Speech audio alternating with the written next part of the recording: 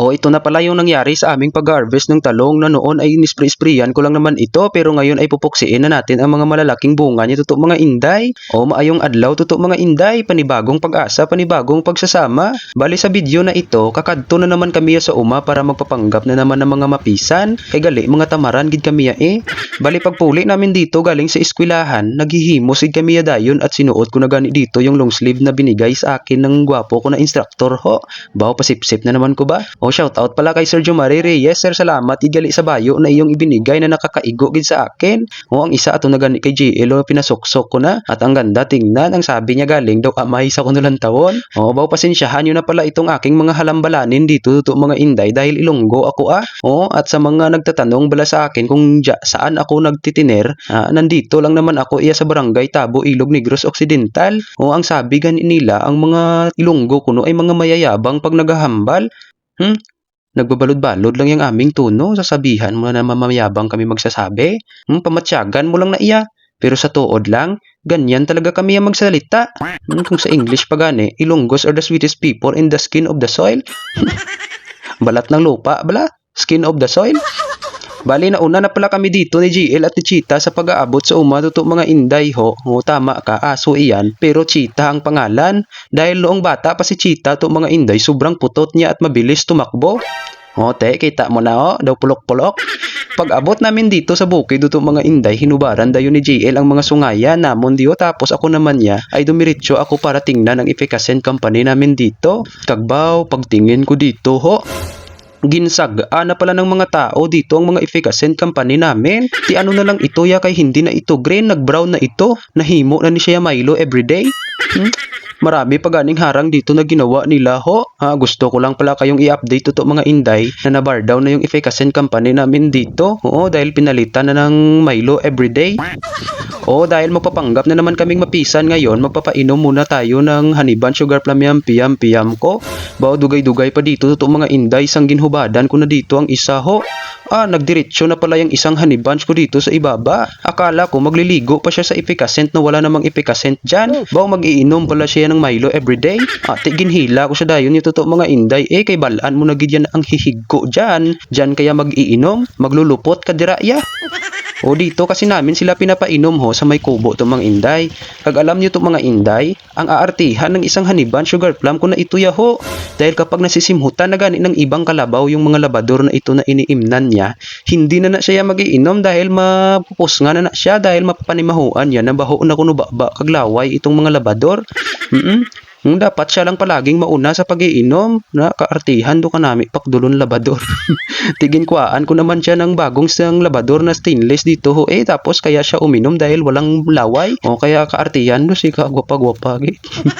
O ngayon magpapakain muna ako ng mga alien na mga pinapakain namin ay mga binlod lang na may upa na galing sa Arosira. O si Chong gani dito naglalambod na sa may hagdanan parang hindi makakahulat na bubudan.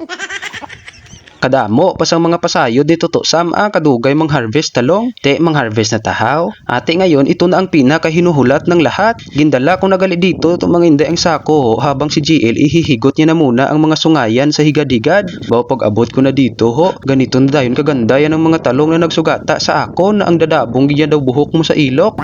Dati inispray-sprayan ko palang ito to mga inday pero ngayon ay pipitasin na natin yung bunga ng pinaghirapan namin. Baw pag may tiyaga gid man tuod may nilaga gid man saan ang nilaga kaya aking susudanin.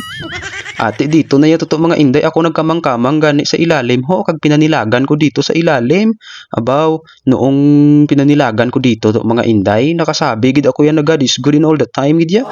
Thank you Lord for this abundant blessings bala na iyong binigay sa amin how. Nalilipay gid ako ya sa pagtingin ng mga maraming bunga na talong. O dahil excited na yung nanonood nito ngayon dahil mamimitas na gid siya, bistaan ta danay bala yung mga pakwan. Hindi kaya magkakaon ng pakwan haw? Pag kumain ka nitong pakwan tuto mga inday, maglalaki at magbubusog ang iyong tiyan. Ti yung iba tuto mga inday. Iban guro na pakwan ang nakaon nila yan kinaglalaki at nagbubusong. Sorry. Excited ka na gid mamuksi tuto mga inday ng talong haw? Dali lang bala kay maglagaw-lagaw muna tayo dito ho. Ito na pala yung sinasabi ko sa inyo tuto mga inday na kapag madikit yung ating pagtatanim, magiginutok gid sila sa plat kapag maglalaki na sila. Ngayon tuto mga inday dito na kami nagsisimula magsimula sa pag-harvest dahil ang adlaw ay parang magtutunod na at baka maaabtan tayo ng dilim dito. Baw sa aking pagduduko, dito ko nakita na baw ang dadlag ko.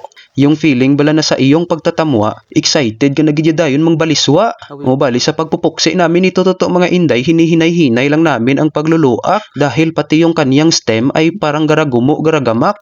Tingnan nyo ba dito si JL to mga inday ho dahil habang kumipitas, pugi gid ya. At may ebidensya pagid ako ya totoo mga inday na pugi itong si JL dahil pati si Chita dito ho.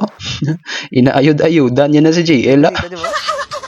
Baw si Chita wa kababaeng aso nagaayod-ayod kay JL wa. O bali ikaapat na namin ito na anihan totoo mga inday ng talong at ganun talaga ya basta bago pa lang mga makikinis, madadalag ko, kalumok kag kanamit-namit gidya. O bali sa pag-aalaga bala natin ng talong totoo mga inday, hindi mo lang ito sila basta-basta lang pababayaan. Parang jowa mo din bala na dapat mo ding babantayan, baka aatakihin ng mga piste dyan. O pero hindi talaga namin to mga inday mapi-perfect itong pagsasagod ng talong dahil meron gidya talagang depekto ang bunga ng mga insekto. O kung nakikita mo gani malalaki gidyang mga bunga galing may mga buho.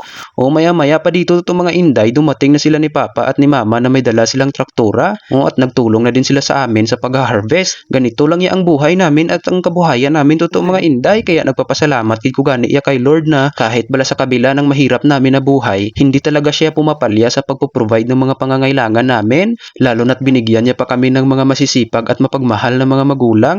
O inabutan na pala kami dito ng gabi totoo mga inday sa pag-aani dito. O at ngayon mag-i-spray muna kami ni JL ng insecticide sapagkat kailangan talaga natin na mag-spray ng insecticide dahil ang talong natin ay prone ito sa mga piste at lalagsin gid ito yan ng mga insekto. O dapat hindi tayo magde-delay sa bilang ng araw sa pag-i-spray ng saktong dosage din ng insecticide dahil kung ma-overdose ito, magkukulot ang mga dahon nito yan na parang buhok mo sa ilok. Pagkatapos naming mag-spray ginkarga na namin dito sa ginaguyod ng traktora to mga inday ho. O baka sasabihin nyo na pagmamayari namin itong traktora ha, ginhiram-hiram lang namin ito ya to mga inday dahil ang bubugat gid talaga yan ang aming mga dala kung amin panglulukduhin dito palabas, ang layo pa kasi ng aming lalakarin.